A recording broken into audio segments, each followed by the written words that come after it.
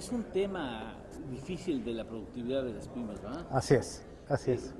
¿Cuáles serían tus principales consejos a partir de la investigación que has realizado?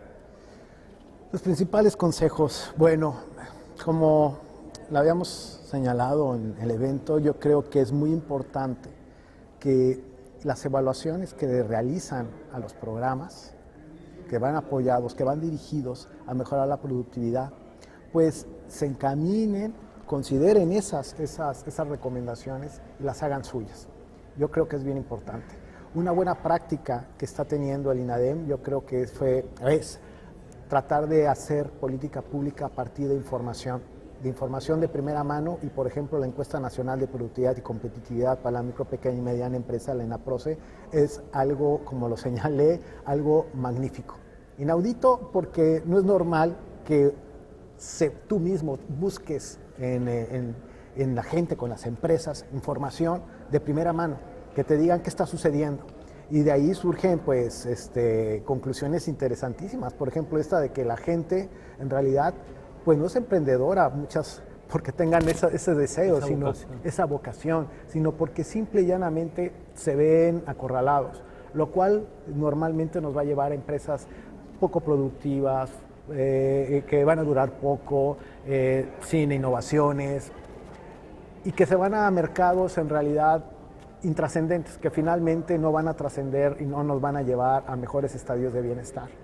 Pero finalmente son empresas de sobrevivencia. Así es, y eso no es lo que necesitamos. Necesitamos ir generando más y mejores empresas, sí, pero con emprendedores, con gente con un nivel de gestión mucho mayor. Fíjate que hace poco salió un artículo muy interesante en la American Economic Review que realizaron 3 investigadores sobre por qué en Francia las empresas micros no crecen o por qué las pequeñas no crecen.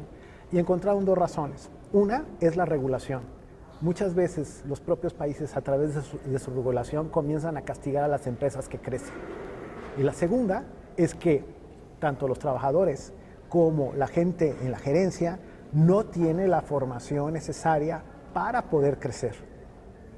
Entonces, yo creo que ese tipo de indicadores, ese tipo de información te da muchas herramientas para ver qué podemos hacer para el país. Ahora, ese tipo de hallazgos, ese tipo de trabajo constante que has realizado en la academia con la investigación, ¿es requerida por las autoridades del gobierno federal para tratar de encontrar en qué puntos de oportunidad están en el camino? Fíjate que este tipo de eventos como el que estamos ahorita participando es algo extraño, o sea, es muy raro. Yo estoy muy contento de poder participar y poderles decir pues, lo que hemos encontrado, por ejemplo, en los temas de la historia, de la productividad y la microempresa.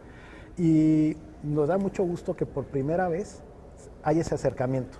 Normalmente, y te lo digo, durante los 20 años, 22 años que llevo como docente, investigador, nunca ha sucedido. Y a veces tienen la piel muy delgada para escuchar. Ahorita, afortunadamente, estamos abriéndose ese espacio de reflexión y estamos siendo escuchados. Esperemos que como académico pues, seamos escuchados y se tomen en consideración lo que digamos. No, pues es muy importante, sino cómo mejoras. Así es. Es como pegarle la piñata, no así sabes es. ni para dónde tienes el palazo, ¿no?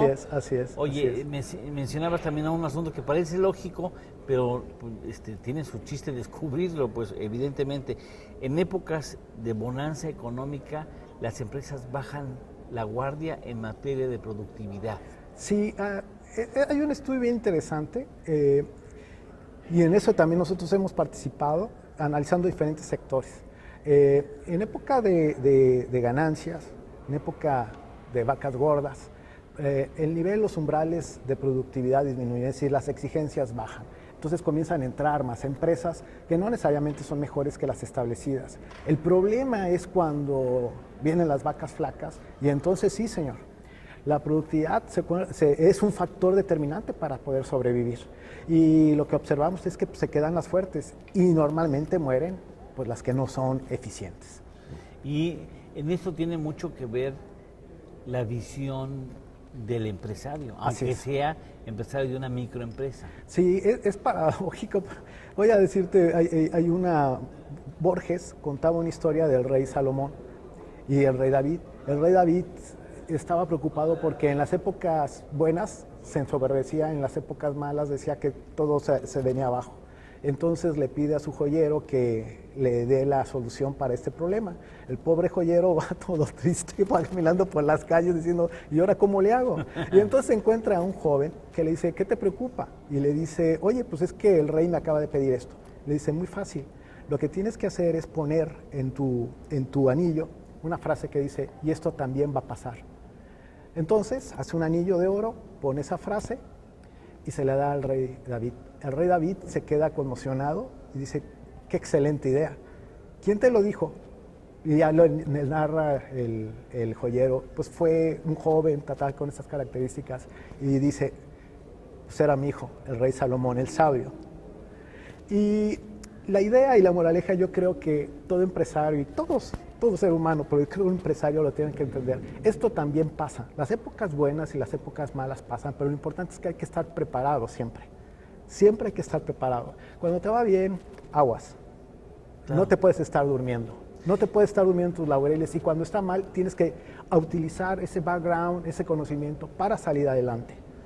¿Cuál sería, digamos, tu orientación hacia políticas públicas en materia de productividad para las empresas mexicanas de pequeño tamaño? Mira, yo creo que hay muchas... Te repetiría un poquito lo que le dijeron a los franceses. Necesitamos más y mejor formación en términos de management, de gerencia. No basta con pensar que porque pusiste un negocio eres emprendedor. Pusiste un negocio, emprender es un trabajo continuo de día a día y se necesita formación, análisis. Claro que dicen por ahí, oye, si tú eres uno de los grandes emprendedores de este siglo, Apple o gente que ha hecho Microsoft, no te detiene nada. No todo el mundo son ellos. Y lo que siempre va a ser necesario es un nivel de formación adecuada, idónea. Lo mismo para los trabajadores, para los empleados, para los que están participando de un proyecto. Si no tenemos eso, muy poco vamos a poder hacer. Mira, poca innovación se va a hacer. No vamos a tener la capacidad de poder adoptar nuevas tecnologías, nuevas prácticas. Yo creo que eso es fundamental para nosotros. Oye, ¿se puede conseguir la aplicación de políticas públicas que fomenten la innovación en la última milla? O sea, cuando ya el joven ha iniciado una empresa y de repente surge el término innovación común, o sea, como que la innovación es un proceso también que se acompaña en el sistema educativo desde niveles muy bajos, meterles la cultura de la innovación. Es fundamental, es fundamental. Yo creo que tenemos grandes carencias en términos de innovación, en términos de cultura financiera. Es que no puedes empatar a alguien que sea emprendedor y que no tenga una cultura financiera, que sepa invertir, que sepa lo que es una tasa de interés, lo que es un banco, un préstamo. Ese background básico es necesario para un emprendedor. No tenemos esa cultura financiera y en los temas de innovación, saber capitalizar las ideas, saberlas traducir en hechos, en productos, es toda una formación. Y por otro lado, mira, está el tema de qué nos sirve, por ejemplo, pensemos atraer más y más empresas, por ejemplo, automotrices, que vengan a México y quieran producir, cuando no tenemos el capital humano, técnico, para poder satisfacer esa demanda. Estamos a años luz del ejemplo que pusieron sobre Alemania, que es bien interesante. Hombre, saber generar técnicos. La educación dual, por ejemplo, no la hemos sabido capitalizar, no hemos sabido darle un empujón. Como tú sabes, es apenas hasta 2013 que se hizo una prueba piloto de educación dual siguiendo el modelo alemán, que es un modelo muy exitoso, que te educa bajo competencias, no aprendizaje de una máquina, no es casarte con una máquina, es tener competencias para entender una empresa, participar en una empresa, entender los sistemas y empoderarte de tu quehacer. Eso genera gente muy, muy productiva y no lo estamos haciendo. Y tenemos para ser muy productivos. Claro que sí. Una madera muy proclive para, así es, para hacer incluso la innovación y aumentar la productividad.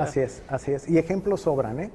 Oye, me quedé devastado con las cifras de cuáles han sido los programas que aumentan, destinados a la atención del asunto de la productividad. Ajá. Por sexenio, ¿de cuántos se crean y cuántos fallecen en el sexenio? Sí, es impresionante, es impresionante.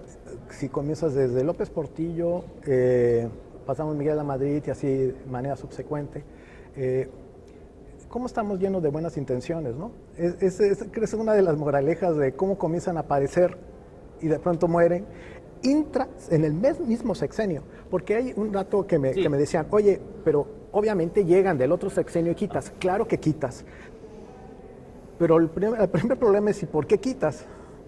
¿Cuál es el argumento o las razones por las cuales eliminas unos programas? ¿Por qué introduces otros? Y luego comienzas a cambiar en el mismo sexenio. Como lo señalé en la charla, en el año 2001 se hizo una encuesta a empresas que les dijeran, dime por lo menos 2 o 3 programas de apoyo a las empresas y que podías tú utilizar.